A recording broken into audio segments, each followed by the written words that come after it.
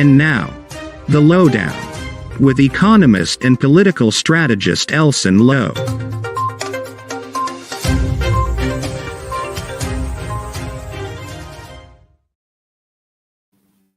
Good evening, and welcome to the Lowdown. Folks, thank you for joining me. You know we always have a good time here on the Lowdown. Thank you for tuning in tonight. Folks, share that link. You know it. Share that link. Let's give everyone an opportunity to see the show. Good evening. Trust you're having a good Saturday night so far. Thank you for starting your Saturday night on a high here with me, Elson Low, your host.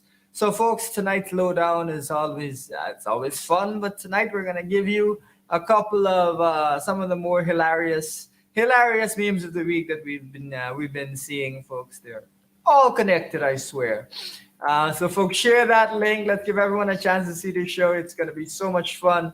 Right here on the Lowdown. I'm your host, Elson Low.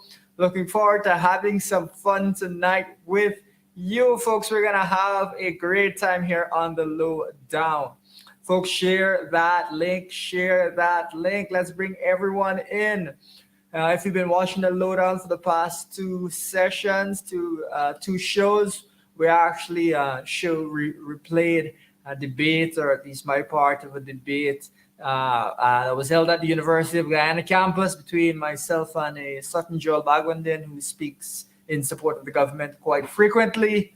Some of you may know it was a bit of a smash down. My opponent had a rough night. In fact, one of my friends from college, who is not given to using strong words, said that the debate was a brutal win. Folks, we're always looking to have some fun in the debates. I kept it light, made some jokes, highlighted some things. We're gonna point back to some of those same ideas, but really the upshot of it was that I was able to demonstrate that the government, because it is particularly bad at trying to improve things in Guyana, actually underperforms its peers in Latin America and the Caribbean by a substantial margin, not by a small amount, by a substantial margin.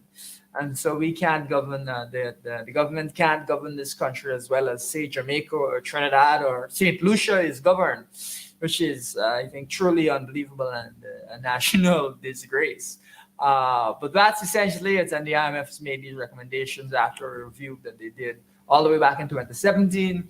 They've continued to make the recommendations here in 2022.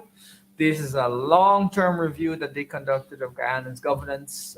They call it the Public Investment Management Assessment. And that is one of the things that came out of it. I also was able to demonstrate that just with the savings that we can get from running the country, just as well as, I don't know, Antigua or something, we could actually lift 150,000 people out of poverty immediately. Now, of course, we will be lifting people out of poverty one way or another, because we have a focus on ensuring that we eliminate poverty in this country. But it is interesting to see that the government is performing so poorly, that they're actually underperforming. How could you be underperforming Montserrat and St. Lucia and St. Vincent? We're supposed to be performing at least as well as our Caribbean peers, not substantially underperforming them. In fact, for every dollar that is spent, Guyana loses 41 cents in terms of our public investments, whether we're building roads, whether we're building infrastructure for schools and so on. Absolutely unbelievable, folks. Absolutely unbelievable. Folks, we are going to approach that same question from a different angle tonight on the Lowdown. We're going to touch on a couple of different things, folks. We love to have some fun. We love to engage with these topics here on the Lowdown. Folks, we're going to talk tonight about the bridge that the government is touting, new bridge across the Demerara. I'm going to give you some perspective on that. We are also going to talk about Guyana's GDP per capita at purchasing power parity. We're going to give you a sense of what the national income of the country looks like, and why that is only serves to highlight the government's failure, folks, to ensure that the average Guyanese is able to have a high standard of living. We're going to give you look at another example of Ireland and kind of compare some of the goods and some of the bads to give you some perspective on this issue. And then we're going to talk a little bit about the cost of living struggles that might be coming your way as a result of an escalation of the tension in the war in Ukraine. So, folks, share the link, share that link. Let's bring everyone in. You know we love being here on the Lowdown. I'm your host, Elson Low. Thank you for starting your Saturday night on a high with Elson Low. So let's jump into the first slide here, the first image here as we get kick the night off, because we have got some interesting stuff here. All right, there we go. So we got, folks, you may recall the what we call the Jumbie bird. I don't know if you recall the Jumbie bird, if you can see that on your screen right there. And, it was, while we're sure that the artists did their best, let's just say that the bird did not meet some people's expectations. Let's put it that way. But then we heard that the president said that I will stand with you, defend the designer of the Mandela harpy eagle, the Jumbie bird. Now, folks, you might think that if the president really wanted to stand with the designers, he might have looked at the bird and given them some time to reassess and to make adjustments and to improve it, rather than just having it up there. And the funny thing about this bird, though, is that this bird was supposed to commemorate the Guyanese economy taking flight. You guys remember anything like that? The Guyanese economy taking flight. Now, if that is what the Guyanese economy looks like when it's taking a flight, then we're in for a rough road. So that is also how I started off the debate, by highlighting that. But one of the key things I want to highlight as well is that when you look at this bird and you look at the importance that they attach to it, it kind of raises a question as to whether they saw this bird before it was put up there. Or whether it was put up and then it was too late for them to do anything about it. That approach of not double checking things, not checking on things, just going with the flow and having disasters left, right, and center. We've talked about that on the show before, but that is a perfect symbol of it, and that's what I mentioned in my debate. Now, of course, if you're not going to be properly checking on things, then it's very understandable that you'll be governing the country worse than a St. Lucia or a Jamaica or a Trinidad. So this is a perfect symbol of what's going on in this country right now. But folks, as the country grows, we're going to see some changes. And unfortunately, if we keep the same approach, there might be more substantial consequences that we encounter.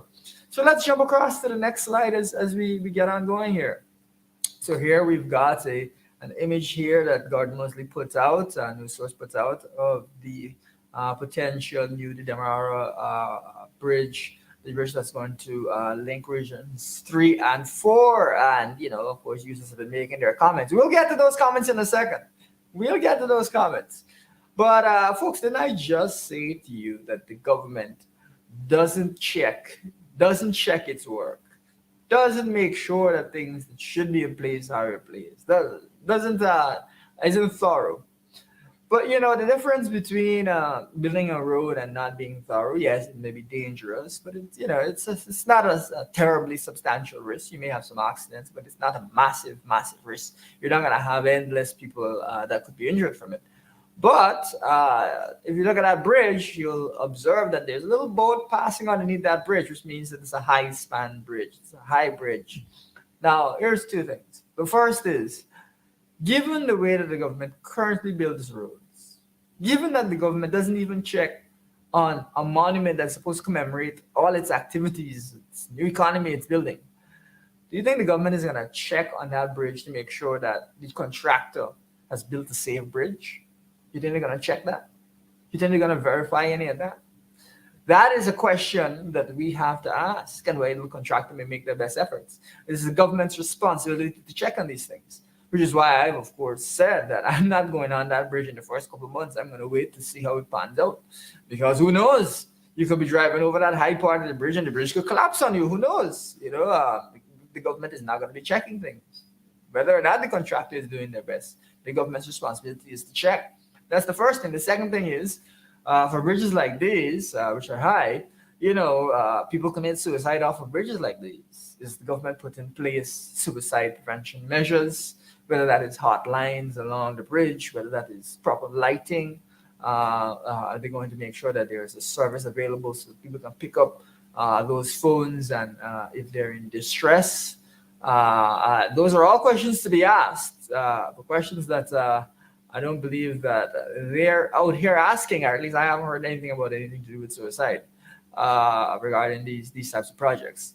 But yes, folks. So that's the first thing that raises some flags, some red flags, some concerns here about this bridge. Now let's of course we did an entire show on this bridge, but let's bounce over to the next slide as we continue to contemplate this. So here's what one user, what one person had to say about this. I'll wait for the finished product. I'm sure the photo slash blueprint for the Mandela roundabout bird, jumpy bird, looked glorious too. So one user has made the same connection that we're making here, folks, which is that the government may have in its mind some idea of what it wants to do, but whether or not it can actually execute on that remains massively in question, especially given that the IMF has indicated that we're not able to govern this country as well as, I mean, if you can't govern your country as well as Trinidad, Jamaica, and Barbados, I mean, goodness me, then you won't be able to judge to govern it as well as, I don't know, Botswana or New Zealand or Norway. Highly unlikely that you'll be able to do something like that. Or Singapore. I mean, those countries are far, far ahead. What we've said, of course, in the opposition is that we're going to be investing in governance. We're going to be hiring University of Guyana students to help us to conduct analysis. We are going to be working with consultants and experts to ensure that we have better governance in Guyana. We're going to implement the IMF recommendations, review our procurement processes to ensure that we have better governance, to ensure that money is not wasted, not absolutely wasted due to carelessness or corruption or plain old-fashioned stupidity. That's a possibility too as well here, folks. We're going to take this seriously, but as we have that chat, let's bounce across to the next slide here. All right, so there we have the president, the user, a user making some comments there about the president's facial expression. But what we've often seen from the president is that he would go around these different construction sites. I think this is the Mandela bypass road, just further down from the Jumpy Bird. And he'll make a great show of ordering people about and saying different things to people and looking serious, But folks, is that really how you're supposed to act if you intend to actually improve the system nationally? You walk around the place and making a serious face at people and scowling. And I mean, yes, while that may make for entertainment, obviously this user was very entertained. Does that actually mean better governance? There are hundreds and hundreds of projects across the country. But the president's going to show up on every project site and scowl and say, "The president, you have to do your work." This is not realistic. One of the things that really I think kind of tells this narrative, right, is the fact that they haven't made University of Guyana free. Now that was the first thing that I asked when I got up on that debate stage at the University of Guyana, which is that, I mean, why isn't it free? A $782 billion budget, and they couldn't find a measly $5 billion to make the University of Guyana free. They couldn't find money to invest properly in the university. We have said we're going to make the University of Guyana one of the best universities in the world, especially when it comes to oil and gas matters. That's because we value the university. We value the graduates. We intend to hire the graduates. We intend to empower them and to put them to work conducting analysis so that we can govern the country well. Now, folks, when you look at some of these projects, that bridge, I believe, is a 250 million US bridge. If I'm incorrect, users can correct me. But I believe that's the last price tag we saw was 250 million US. Maybe it's been adjusted. But if that's 250 million US and the government loses 41 cents for every and the government uses 41 cents for every dollar that it spends, then that means that the government is going to be losing 102 million US from that bridge. Can you imagine that?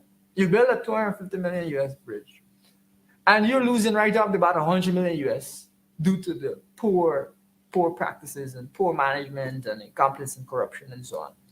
Now you may say, oh my gosh, Elson, that's crazy. How can you come up with that number? Well, folks, let me tell you something. 250 million US was always the cost of that bridge, or that is the latest cost. That bridge was always costing that amount because the costs have increased, right?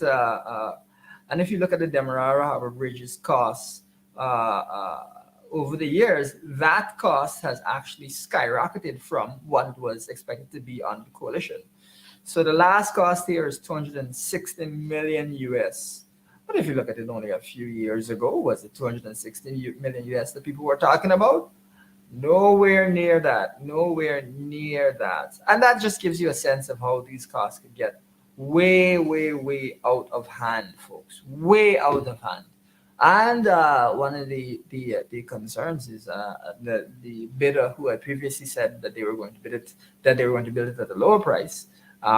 They pulled out of it, and so now you've got a much higher price, folks. A much higher price. Now, the thing is, it's one thing if you've got a road, maybe the road isn't too expensive, and you build it poorly and you lose money. It's another thing if you have a bridge and you build it poorly and you lose money. One, because of the huge amounts of money involved, 100 million US we've already talked about here. But two, because of the risks of people's lives, people's lives, people's lives being at risk, people potentially being injured in the event that you have a failure of a bridge like that. Of course, we're not saying that the contractor will not take their best efforts with the bridge, but what we are saying is that ultimately, we as a country need to govern better to ensure that we don't lose money for no reason at all. For no reason at all. That is kind of the name of the game here, folks. If we continue to operate in this fashion, then what will happen is, we'll end up pissing away, or as they say, or I don't know, that's a colloquial expression. We'll end up losing a lot of money over the years as we produce projects that are not up to standard. That is the tragic nature of what is going on. And so while you may have the president walking around scowling, build this road, that's not the same as actually governing the country properly. And while the government, I think, is trying to put a veneer on things, it is just truly, truly, truly sad that they can't recognize this. In fact, we recently saw the president post, while boasting about various infrastructure works on his page. And folks, you wouldn't believe this. You wouldn't believe that this is what the president posted. But the president posted those same chicken coop houses that people have been complaining about. The same houses that looked like they were made out of zinc. It was later clarified it was a metal. That looked like the concrete might crack. That had a relatively short time frame that they were guaranteed for.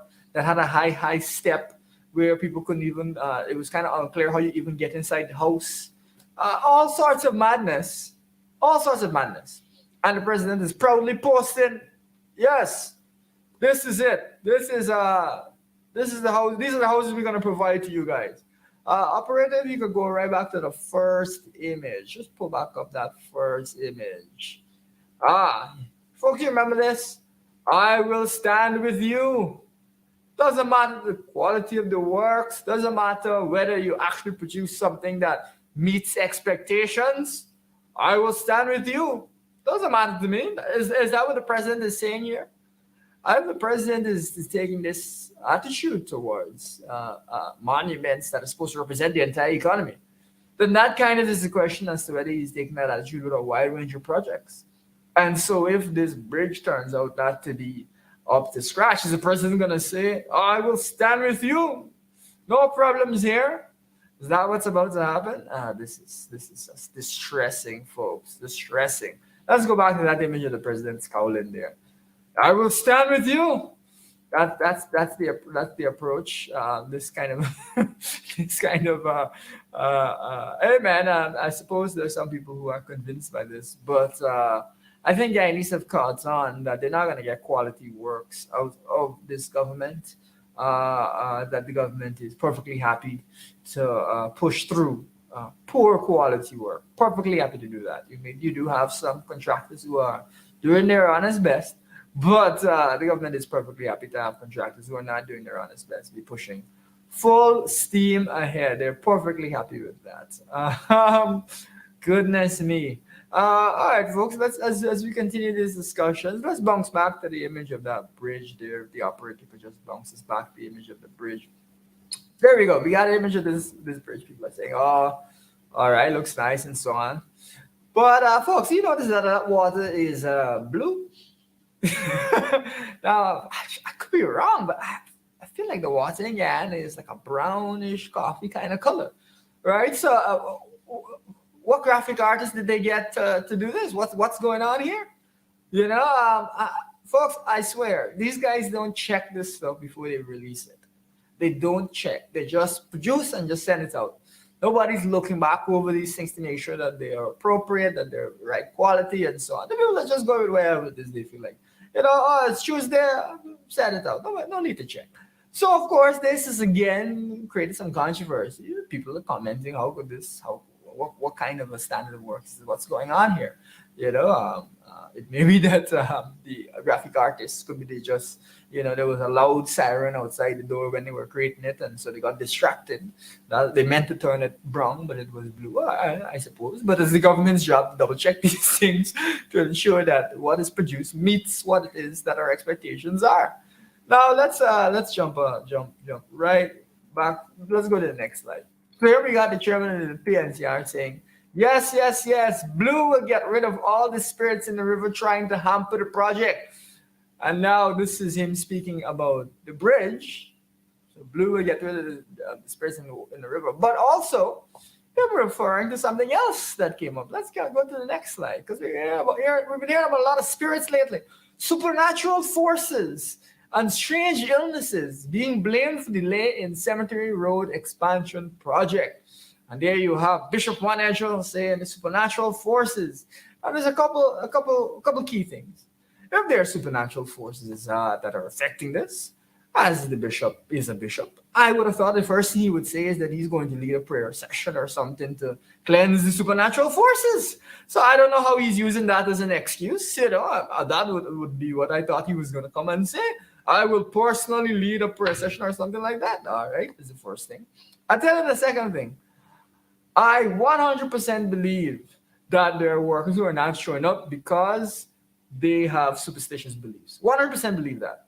But I also 100% believe that that is no excuse for not finishing the project on time. Whether or not you have people who are not showing up, it's the responsibility of the government and of the contractor to deliver on what it is you're required to deliver on. If you do have workers who are not showing up, get some new workers. What kind of an approach is this? You know, is this the way we're going to approach everything? The moment we have the slightest problem, oh, it's no problem.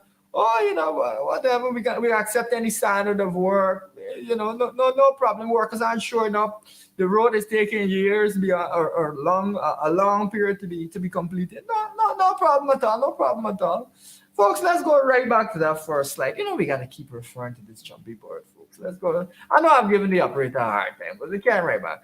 I will stand with you, the president says.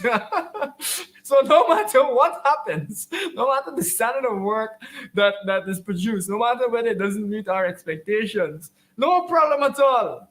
We're cool with that, you know. Now let's go back to that same slide there. All right, good. Supernatural forces being blamed for delay in the Cemetery Road expansion project. Goodness me, folks. Goodness me. And the poor bishop couldn't think to say he will go and cleanse the supernatural forces there. That as well is just unfortunate. You know, I don't know if he's given up his title as bishop, but I would have thought that he would have put forward his services pro bono to go and deal with it, rather than accepting that we're gonna have a delay on this road in perpetuity, because I don't know when exactly this road is going to be done, folks. Goodness me. I don't know if you've driven through the Cemetery Road. it looks like you can fall off on either side. There's all sorts of construction going on, and it's been on and on. It's very dusty, Oh goodness me! So that is another thing that is, of course, caused a bit of a stir here locally. Now this expression. This expression I started off my debate presentation with, which is that Guyana is not a real place.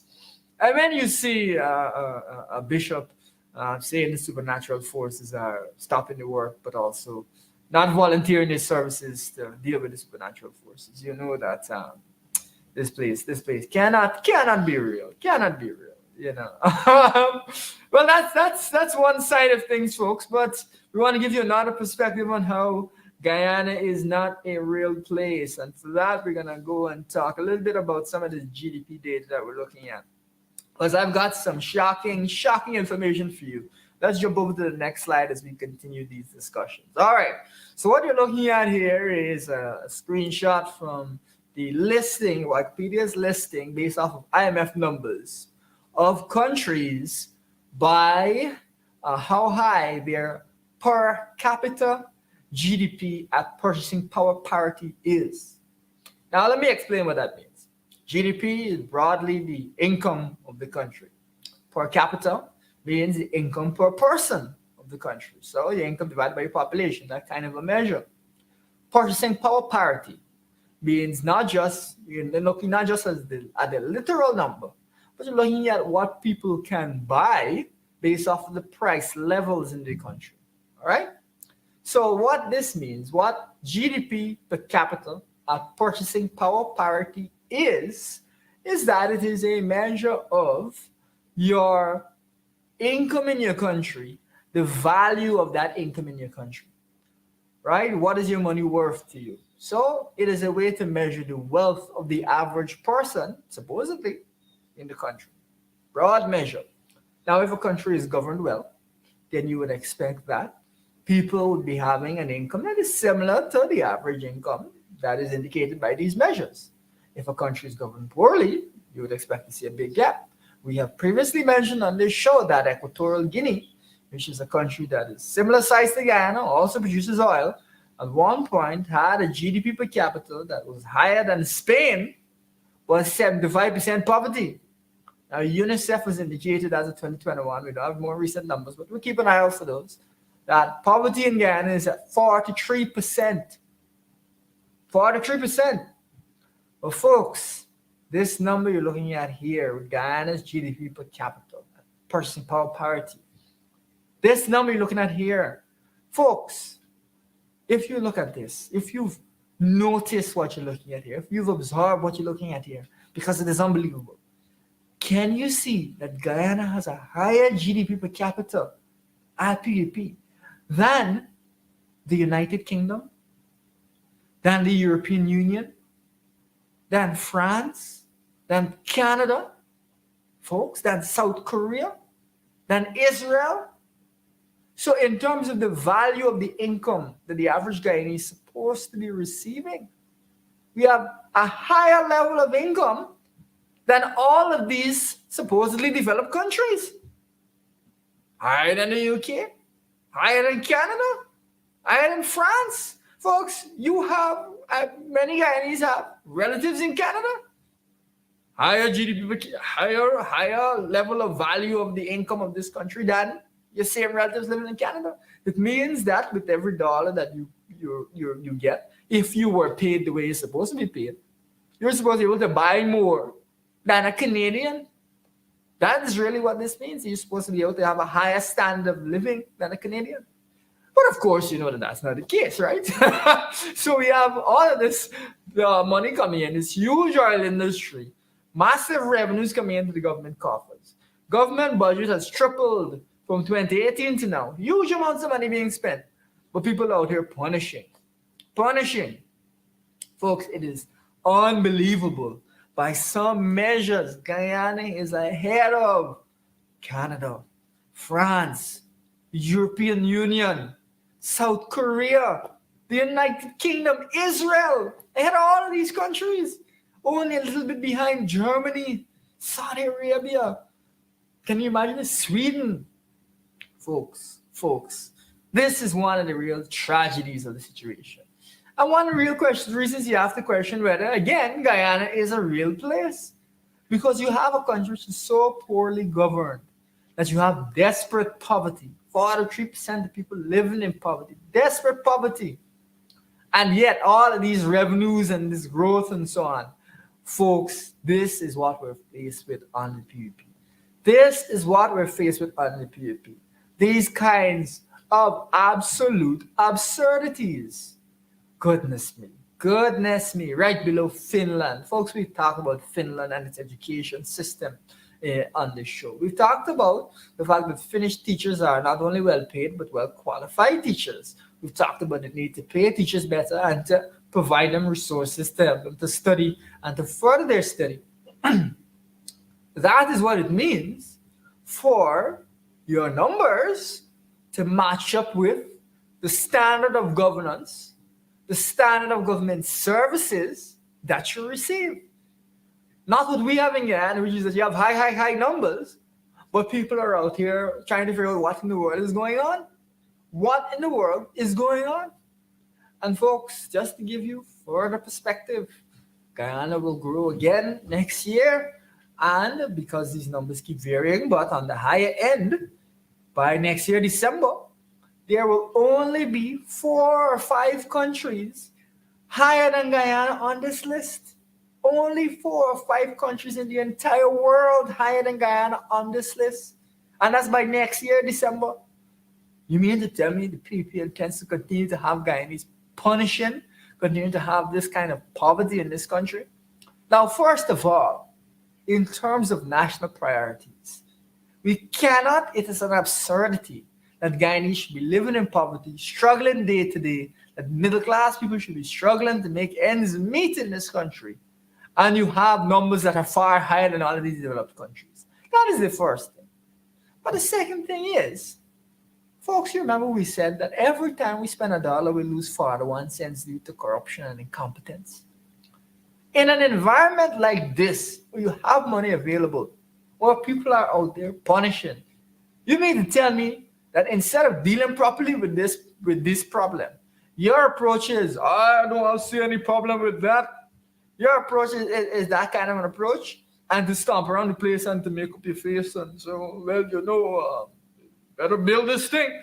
That's the approach. Goodness me, we need to see substantial effort being taken to improve the governance of the country. We need to see substantial efforts being taken by the government to ensure that Guyanese receive services that are of the right standard given the revenues available. We need to see that. But are we going to see that on the PPP? They won't even acknowledge that it's a problem. They won't even acknowledge that their performance is much worse than Jamaica or Trinidad or St. Lucia or Antigua. Much worse. We're not even comparing them to Finland. We're supposed to be comparing them to Finland. We're supposed to be comparing them to Canada, to the European Union, where their performance, they only lose 13 cents out of every dollar spent. We're out here losing 41 cents out of every dollar. These folks lose 13 cents.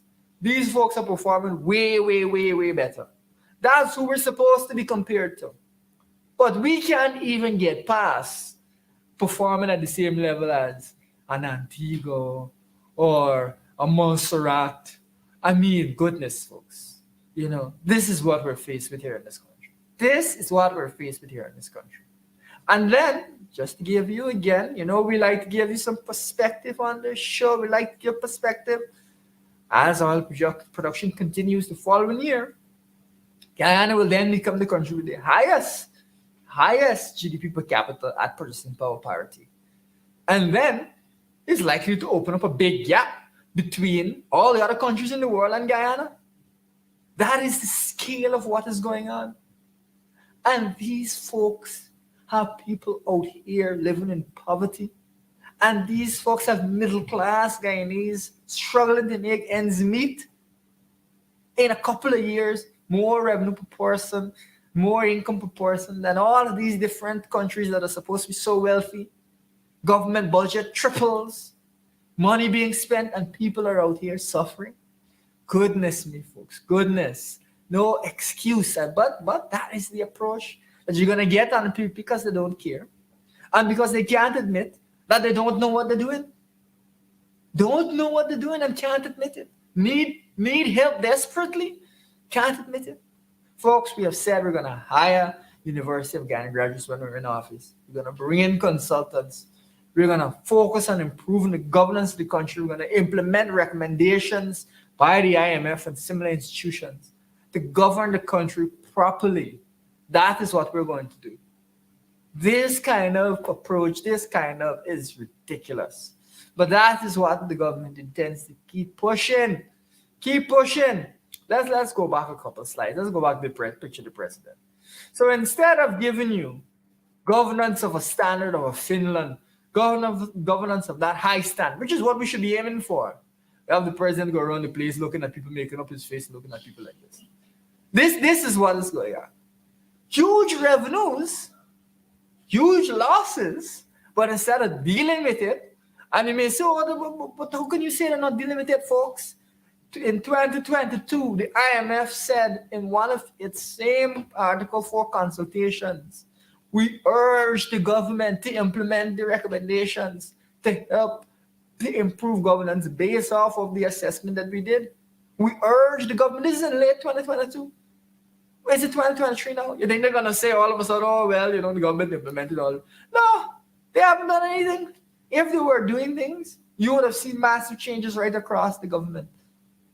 But, and so you still have University of Ghana graduates complaining there's work for them, the jobs are not paying, and that they want to migrate, which to me, it's such an absurdity that you're in a country which is in a very, very short space of time going to have the highest income proportion in the whole world, but people are so hopeless they want to migrate.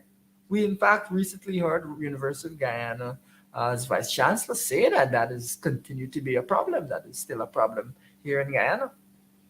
We're going to talk a little bit about, give you some context around this, and get you to again understand how poor, how the government doesn't understand what's going on. It has no conception of how to deal with these issues. It isn't willing to accept that they need help. We're going to give you some more perspective on that as we go into the next round of things here, folks. Let's jump ahead the next slide and then the next slide. So here we've got an article here talking about governance in Ireland. Ireland is actually the country that's right at the top of that list that we were looking at there. Country that's got the highest GDP per capita purchasing power parity. But Ireland has some good things about it and some bad things. And it kind of gives us perspective on what's going on in Guyana.